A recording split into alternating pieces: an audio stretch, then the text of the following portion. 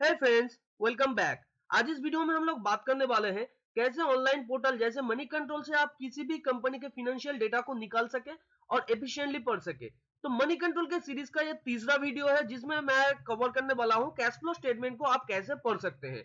इससे पहले profit and loss statement और बैलेंस शीट का वीडियो मैंने ऑलरेडी अपलोड कर दिया है, लिंक ऊपर आई बटन पे आपको मिल जाएगा।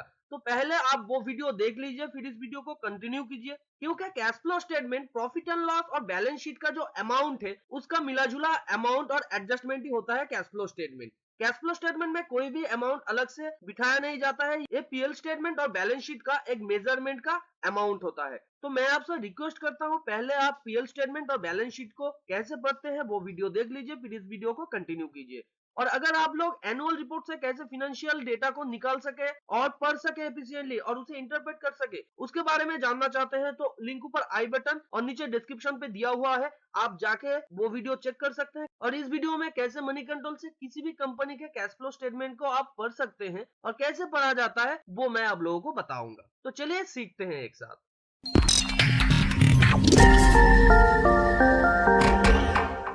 तो पहले हम लोग जान लेते हैं कैसे हम लोग मनी कंट्रोल से किसी भी कंपनी के फाइनेंशियल डेटा को निकाल सके। तो पहले आप www.moneycontrol.com को ओपन कीजिए। उसके बाद आपके सामने कुछ ऐसा इंटरफेस आ जाएगा जैसे आपको स्क्रीन पे दिख रहा है। इसके ऊपर यहाँ पे सर्च करके लिखा आ रहा है, यहाँ पे जाके आप सिंपली लिखिए रिलायंस या किसी भी कंपनी का नाम आप लिख सकते हैं जिसका डेटा आप निकालना चाहते हैं। तो मैंने यहाँ पे रिलायंस लिखा है, देखिए रिलायंस इंडस्ट्रीज आ गया है। मैं सिंपली रिलायंस इंडस्ट्रीज के ऊपर क्लिक कर दूंगा। उसके बाद रिलायंस इंडस्ट्रीज का डेटा निकल के आ जाएगा। आपको क्या करना होगा, सीधा नीचे चला जाना पड़ेगा। देखिए ये यहाँ पे एडवांस चार्ट आया है जो ट्रेडिंग व्यू का है, इस इंटरफेस में मनी कंट्रोल वालों ने ऐड किया है। नीचे यहाँ पे एक सेक्शन है फिनेंशियल्स करके, तो फिनेंशियल्स में यहाँ पे देखिए ऊपर जो अमाउंट दिया गया है या जो टर्म दिया गया है, income statement, balance sheet, cash flow statement, तो ये सब में अगर आप क्लिक करेंगे तो आपको पूरा पिक्चर नहीं दिखाएगा। ये आपको एक ओवरव्यू देगा। मगर अगर आपको पूरा पिक्चर जानना है यानी कि फुल डिटेल्स चाहिए तो राइट साइड में देखिए यहाँ पे balance sheet, profit and loss statement, quarter result, half year result, cash flow करके बहुत सारा ऑप्शन है। तो यहाँ पे जाके मैं सिंपली कैश फ्लो में क्लिक कर दूंगा। मैंने ऑलरेडी ओपन करके रखा है, तो आप जैसे कि यहाँ पे देख सकते हैं कैश फ्लो स्टेटमेंट मैंने ओपन करके रखा है और ये कंसोलिडेटेड कैश फ्लो स्टेटमेंट है। बाजू में है स्टैंड अलोन, मगर हम लोग देखेंगे कंसोलिडेटेड कैश फ्लो स्टेटमेंट को। तो सिंपली कंसोलिडेटेड में जाने के लिए आपको कंसोलिडेटेड में क्लिक कर देना होगा और consolidated cash flow statement open हो जाएगा। तो यहाँ पे देखिए पिछले जो प्रॉफिट एंड लॉस स्टेटमेंट और बैलेंस शीट में जो डेटा था यहाँ पे भी सेम है। ये जो अमाउंट वगैरह दिया हुआ है ये सब करोड़ में है। यहाँ पे 5 साल का डेटा अवेलेबल है और सब 12 मंथ यानी ईयरली डेटा अवेलेबल है। तो कैश फ्लो स्टेटमेंट में पहला जो अमाउंट आता है वो होता है net profit and loss before extraordinary items and tax. तो ये अमाउंट कितना है, 53,606 रुपीज। तो हम लोगों को कैसे पता चलेगा ये अमाउंट कहां से आया है? तो ये अमाउंट एक पीएल स्टेटमेंट का अमाउंट है। देखिए पीएल स्टेटमेंट में जब टोटल रेवेन्यू से टोटल एक्सपेंसेस को माइनस कर दिया जाता है और ठीक टैक्स पे करने से पहले का जो अमाउंट होता है वही होता है आपका ये अमाउंट, यानी profit and loss before taxes. और इसके अंदर एक्स्ट्रा ऑर्डिनरी आइटम भी ऐड नहीं किया जाता है। तो इसलिए यहाँ पे देखिए लिखा है net profit and loss before extra ordinary items and tax. तो ये अमाउंट यहाँ से मैच कर रहा है कि नहीं हम लोग देख लेंगे। देखिए यहाँ पे profit and loss before tax तो 53,499, तो ये अमाउंट कैश फ्लो स्टेटमेंट से मैच नहीं कर रहा है। मैंने आपको पहले भी बता दिया है कि अगर आपको डिटेल्स एक्सप्लेनेशन चाहिए तो वो आपको सिर्फ कंपनी के एनुअल रिपोर्ट के अंदर जो फिनेंशियल डेटा है उसके अंदर ही आपको मिल जाएगा। और अगर आप जानना चाहते हैं कैसे कंपनी के एनुअल रिपोर्ट से कैसे उस कंपनी का फिनेंशियल डेटा को निकाल सकते हैं आप लोग और उसे सही तरीके से पढ़ के और इंटरप्रेट करके आप सही तरीके से इन्वेस्टमेंट डिसीजन ले सकते हैं, तो लिंक ऊपर आई बटन पे दिया हुआ है। तो यहाँ पे देखिए ये अमाउंट क्यों मैच नहीं कर रहा है, क्योंकि इसके अंदर कुछ अमाउंट माइनस किया गया है। तो हम लोग अगर रिलायंस इंडस्ट्रीज का जो स्टैंड अलोन का कैश फ्लो स्टेटमेंट है उसे देखें तो यहाँ पे देखिए net profit and loss before extraordinary items and taxes का अमाउंट है 40,316 करोड़। तो simply profit and loss statement में जाके हम लोग देख लेते हैं स्टैंड अलोन का वहां पे कितना अमाउंट है। देखिए profit and loss before tax 40,316 crore, तो ये अमाउंट मैच कर रहा है। इसका सिंपली मतलब ये निकलता है कि प्रॉफिट एंड लॉस स्टेटमेंट का जो कंसोलिडेटेड स्टेटमेंट है वहां पे कुछ छेड़खानी हुआ है जिसके द्वारा ये अमाउंट कैश फ्लो स्टेटमेंट से नहीं मिल रहा है। तो उसके बाद कौन सा अमाउंट आता है? Net cash from operating activities. तो net cash from operating activities क्या होता है? देखिए, किसी भी कंपनी को ऑपरेट और रन करने के लिए जो जो एक्टिविटी ईयरली किया जाता है, उस एक्टिविटीज में कैसे पैसा बढ़ा है और घटा है, उसका एडजस्टमेंट ही यहाँ पे आता है net cash flow from operating activities. और ये net cash flow from operating activities का एडजस्टमेंट कहां से होता है? ये बैलेंस शीट से होता है। तो बैलेंस शीट में जो लायबिलिटी साइड है, इसे हम लोग सोर्सेस ऑफ फंड कह सकते हैं, और जो एसेट साइड है, इसे हम लोग यूज ऑफ फंड कहते हैं। यानी अगर लायबिलिटी साइड में कोई अमाउंट करंट ईयर में बढ़ जाता है, तो हम लोगों को ये सिंपली पकड़ लेना चाहिए कि वो एक सोर्सेस है जहां से पैसा मिला है कंपनी को। और अगर एसेट साइड में कोई भी अमाउंट बढ़ जाता है, उसका सिंपली मतलब ये है कि एसेट साइड में उस जगह पे पैसा खर्चा हुआ है। फॉर एग्जाम्पल देखिए, रिलायंस इंडस्ट्रीज का अगर यहाँ पे दिखा रहा है इक्विटी शेयर कैपिटल 6,339 करोड़, और पिछले साल कितना था? 5,926 करोड़। तो ये करंट ईयर में बढ़ा है। तो बढ़ा क्यों है? क्योंकि कंपनी ने एडिशनल शेयर इशू किया है। तो एडिशनल शेयर इशू करने से क्या होता है? कंपनी को पैसा मिलता है, और ये कंपनी को जो पैसा मिलता है, कंपनी क्या करेगा? कंपनी इसको लेके एक्सपेंशन कर सकता है, डेट रिपेमेंट कर सकता है। तो ये एक सोर्सेस ऑफ फंड है, और ये किसके अंदर लिखा गया है? Equities and liabilities. तो मैंने आपको पहले भी कहा है, कंपनी के जो बैलेंस शीट है, बैलेंस शीट में जो लायबिलिटी साइड है वो सोर्सेस ऑफ फंड होता है,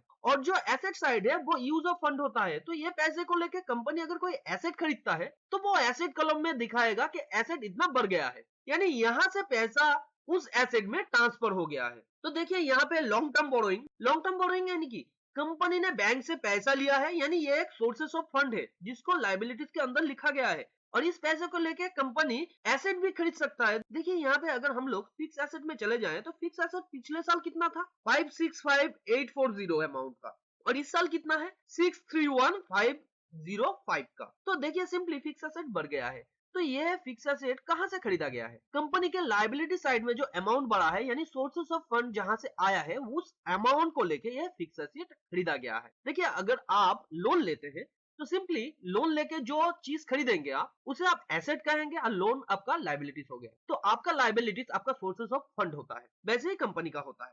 तो कंपनी का जो बैलेंस शीट में अमाउंट बढ़ता है या घटता है, उसका जो एडजस्टमेंट है, उसे हम लोग कैश फ्लो स्टेटमेंट में दिखाएंगे। यहाँ पे net cash flow from operating activities. तो बैलेंस शीट में कौन से टर्म का एडजस्टमेंट होता है, मैं यहाँ पे आप लोगों को कुछ एग्जांपल दे देता हूँ। जैसे कि ट्रेड पेबल्स का, अगर ट्रेड पेबल्स बढ़ जाता है, उसका मतलब है कंपनी को पैसा किसी भी सोर्स से मिला है, यानी कंपनी ने उधार में माल खरीदा है, तो एक पैसे का सोर्स हुआ। और अगर कंपनी का ट्रेड पेबल्स घट जाता है, इसका मतलब सिंपली ये है कंपनी ने क्रेडिटर को पैसा पे कर दिया है, तो ये एक यूज ऑफ फंड हो गया, यानी कंपनी से पैसा निकल गया है। तो ट्रेड पेबल्स में जो एडजस्टमेंट होगा, वो कंपनी कैश फ्लो स्टेटमेंट में दिखाएगा। उसके बाद क्या आता है आपका? Other current liability, short term provision, inventories, यानी इन्वेंटोरीज में जो चेंजेस हुआ है, वो पॉजिटिव हो सकता है या नेगेटिव हो सकता है, उसका भी एडजस्टमेंट आपको कैश फ्लो स्टेटमेंट में करना पड़ता है। अदर करंट एसेट है, लॉन्ग टर्म इन्वेस्टमेंट है। तो बैलेंस शीट से ये जो जो एडजस्टमेंट किया गया है,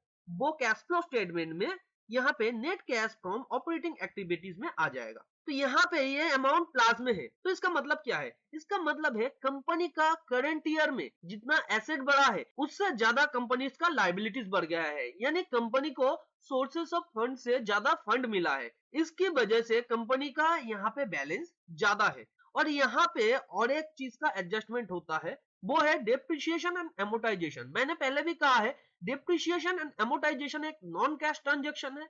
अगर आपको डेप्रिसिएशन और एमोटाइजेशन क्या होता है पूरे डिटेल्स में समझना है, वीडियो का लिंक ऊपर आई बटन पे दिया हुआ है, आप जाके वो वीडियो चेक कर सकते हैं। मगर मैं आपको यहाँ पे बता देता हूँ, डेप्रिसिएशन और एमोटाइजेशन एक नॉन कैश ट्रांजैक्शन होने के कारण इसे कैश फ्लो स्टेटमेंट में आपको दिखाना पड़ता है, क्योंकि ये कैश कंपनी के अंदर रह जाता है। इसलिए कंपनी के कैश इन हैंड में जितना पैसा है, उसके अंदर ये डेप्रिसिएशन और एमोटाइजेशन का पैसा भी होना चाहिए। उसके बाद क्या आ रहा है यहाँ पे कैश फ्लो स्टेटमेंट में? Net cash used in investing activities. तो इसका मतलब क्या है? इसका मतलब सिंपली ये है, कंपनी ने करंट ईयर में कहीं पे इन्वेस्ट कर दिया है, या किसी भी कंपनी का शेयर खरीद लिया है, या स्टॉक मार्केट में इन्वेस्ट कर दिया है, तो उसका जो एडजस्टमेंट है वो यहाँ पे हो रहा है। अगर यहाँ पे प्लस में होता तो कंपनी को पैसा मिला था ज्यादा, अगर ये माइनस में है तो कंपनी से निकल गया है ये पैसा, यानी कंपनी ने इस साल ज्यादा शेयर वगैरह में इन्वेस्ट किया है या दूसरे कंपनी को एक्वायर करने में पैसा इन्वेस्ट किया है। कितना?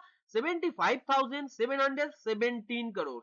और हम लोग जानते हैं रिलायंस कंपनी बहुत सारे कंपनी को हर साल एक्वायर करता है या बहुत सारे अदर्स कंपनीज में इन्वेस्ट करता है, तो इसलिए इन्वेस्टिंग एक्टिविटीज में कंपनी का बहुत सारा पैसा खर्च हो रहा है। उसके बाद है net cash used from financing activities. तो फिनेंसिंग एक्टिविटीज में कौन सा अमाउंट आता है? देखिए, फिनेंसिंग एक्टिविटीज में आपका अमाउंट आ जाता है, कंपनी ने अगर किसी को लोन दिया है या कंपनी को किसी ने लोन दिया है उसका एडजस्टमेंट होता है, यानी कंपनी से अगर कोई पैसा बाहर जा रहा है तो इसका मतलब है कंपनी किसी से लोन लिया था उसका पे कर रहा है। और अगर यहाँ पे दिखाता है कि कंपनी को पैसा मिल रहा है तो इसका सिंपली मतलब है कंपनी ने किसी और को लोन दिया था उससे पैसा मिल रहा है कंपनी को। तो यहाँ पे दोनों तरीके का एडजस्टमेंट होता है। एक कंपनी अगर किसी से लोन ले तो उसका पेमेंट जा रहा है वो माइनस फिगर में आएगा, और अगर कंपनी ने किसी को लोन दिया है उसका फिगर प्लस में आएगा क्योंकि कंपनी को उससे पैसा मिल रहा है। उसके बाद है foreign exchange gain and losses. देखिए, कंपनी को फॉरेन में बिजनेस करना पड़ता है, इसलिए फॉरेन में कंपनी का जो गुड्स एंड सर्विसेज बिकता है उसे कंपनी अपने इंडियन करेंसी में जब कन्वर्ट करता है प्रॉफिट एंड लॉस स्टेटमेंट को कैलकुलेट करने के टाइम पे, तो कंपनी को हो सकता है फॉरेन एक्सचेंज में कुछ लॉसेस हो जाए। अगर मार्केट में रूपी का रेट बढ़ता है या घटता है तो फॉरेन एक्सचेंज में चेंज आएगा। नेक्स्ट है adjustment on amalgamation merger demerger others. तो कंपनी अगर किसी भी कंपनी को एक्वायर करने जाता है, मर्ज करने जाता है या डिमर्ज करने जाता है, यानी कि कंपनी से कोई एक छोटा कंपनी ने अलग कर दिया, तो उसका जो एडजस्टमेंट है अमाउंट का वो यहाँ पे आ जाएगा, यानी उसमें कितना पैसा खर्च हो रहा है कंपनी को या कंपनी को कितना पैसा मिल रहा है उसका टोटल जो अमाउंट है वो यहाँ पे आ जाएगा। तो ये प्लस में है, यानी कंपनी को उससे पैसा मिला है, कंपनी को फायदा मिला है। हो सकता है कंपनी ने किसी और से मर्ज कर लिया है या डिमर्ज कर दिया है कंपनी के किसी एक यूनिट को, तो उससे कंपनी को प्रॉफिट मिला है। तो ये जो टोटल अमाउंट है ये एडजस्ट करने के बाद 19,839 करोड़ हो जाता है। देखिए, ये सब प्लस का मतलब है इस अमाउंट को छोड़ के 53,606, क्योंकि कैश फ्लो स्टेटमेंट में ओनली कैश ट्रांजैक्शन ही ऐड होता है, इसलिए ये जो ऊपर आपका पैसा आया है ये तो प्रॉफिट एंड लॉस स्टेटमेंट से आया है, और इसके अंदर कैश में भी बेचा गया है, क्रेडिट में भी बेचा गया है, कैश का भी ट्रांजैक्शन हुआ है, नॉन कैश का भी हुआ है, इसलिए ये अमाउंट यहाँ पे कंसीडर नहीं होता है। कैश फ्लो स्टेटमेंट का सिंपली मतलब है जितना अमाउंट कैश में डील किया गया है उतना ही अमाउंट यहाँ पे आएगा, और ये जो आप टोटल अमाउंट देख रहे हैं ये कैश में डील किया गया है। तो इसके बाद कैश फ्लो स्टेटमेंट में क्या आता है? Cash and cash equivalent begin of the year, यानी पिछले साल का जो एंडिंग था इस साल का वो ओपनिंग है। तो इस साल के ओपनिंग में कंपनी के हाथ में टोटल कैश कितना था? कैश और कैश इक्विवेलेंट, यहाँ पे बैंक में भी रखा हुआ पैसा हो सकता है, कंपनी का बिल भी हो सकता है और कैश भी हो सकता है। तो वो टोटल अमाउंट कितना है? 11,081 करोड़। तो बिगिनिंग में कंपनी के पास 11,081 करोड़ था, उसके साथ 19,839 करोड़ ऐड हो गया। तो इस साल के एंड में कंपनी के हाथ में कितना पैसा है? Cash and cash equivalent end of the year 30,920 crore. तो हम लोग सिंपली चेक कर लेंगे बैलेंस शीट में कि ये अमाउंट वहां पे है कि नहीं। तो सिंपली हम लोग अगर चेक करें कंपनी के बैलेंस शीट में जो एसेट साइड है, एसेट साइड में देखिए कैश और कैश इक्विवेलेंट 30,920 करोड़ से। तो कैश फ्लो स्टेटमेंट से हम लोगों को क्या पता चलता है कि कंपनी के अंदर कितना पैसा आया है और कंपनी से कितना पैसा चला गया है, कि कंपनी का कैश जनरेटिंग पावर कितना है, कंपनी के अंदर कैश कितना है।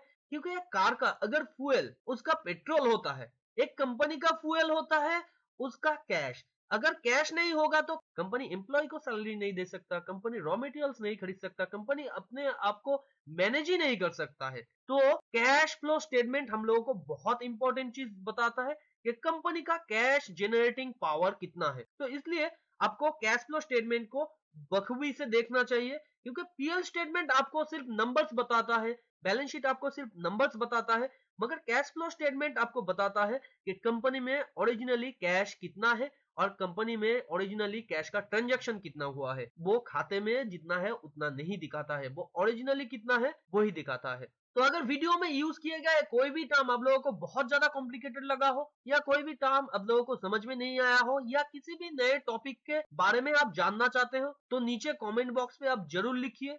और अगर वीडियो को नॉलेजेबल लगा हो तो वीडियो को लाइक कीजिए। ऐसे ही नॉलेजेबल वीडियो को अपने फ्रेंड्स एंड फैमिली के साथ शेयर कीजिए तो फाइनेंस और स्टॉक मार्केट में इंटरेस्ट रखता है। और अगर चैनल को अभी तक सब्सक्राइब नहीं किया तो चैनल को सब्सक्राइब कर लीजिए और बाजू में जो बेल आइकन है उसे भी हिट कर दीजिए ताकि नए वीडियो का नोटिफिकेशन हम लोगों को तुरंत मिल सके। मिलते हैं अगले वीडियो पर, तब तक के लिए खुश रहिए। Thanks for watching and happy investing.